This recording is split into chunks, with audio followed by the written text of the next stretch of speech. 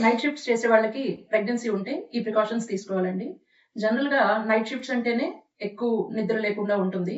So, lack of sleep, hormonal imbalance and ప్రెగ్నెన్సీలో complications వస్తాయి. Anaemia, diabetes, hypertension ఇలాంటివి. So, వీలైనంతగా మీరు నైట్ షిఫ్ట్స్‌ని అవాయిడ్ చేయడానికి ట్రై చేయండి. ఇన్ కేస్ అవ్వదు, తప్పదు అంటే మీరు వర్క్ ప్లేస్‌లో ఉన్నప్పుడు 6-8 అవర్స్ డ్యూటీసే చేసుకోండి. అండ్ లాంగ్ స్ట్రెచ్‌గా నుంచోవడం గానీ, అలా హెవీగా వర్క్ చేయడం గానీ చేయొద్దు. మధ్యలో 2 అవర్స్ గ్యాప్ తీసుకొని అలా వాకింగ్ చేస్తూ ఉండాలి.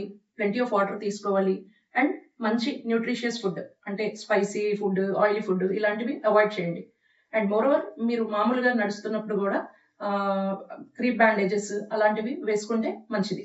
ఆ తర్వాత ఆహ్, ఇంటికొచ్చిన తర్వాత మళ్ళీ ప్రాపర్ స్లీప్ ఉండాలి గదా! At least 6-8 hours of sleep. So, room మొత్తం బ్లాక్ ఔట్ కర్టెన్స్ ఏసి, ఇయర్ ప్లగ్స్ పెట్టుకొని, ఒక కామ్ ఎన్విరాన్మెంట్‌ని క్రియేట్ చేసుకొని, ప్రశాంతంగా నిద్రపోండి. మళ్ళీ జాబ్‌కెళ్ళే ముందు ఒక హాఫ్ అన్ అవర్ నాప్స్ తీసుకొని వెళ్ళండి. అండ్ ఫస్ట్ 3 మంత్స్‌లో అయితే వీలైనంతగా ప్రెగ్నెన్సీలో నైట్ షిఫ్ట్స్‌ని అవాయిడ్ చేయండి.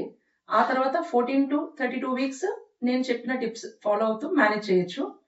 32 వీక్స్ తర్వాత మెటర్నిటీ లీవ్ పెట్టేసేయండి. అస్సలు నైట్ డ్యూటీ వద్దు.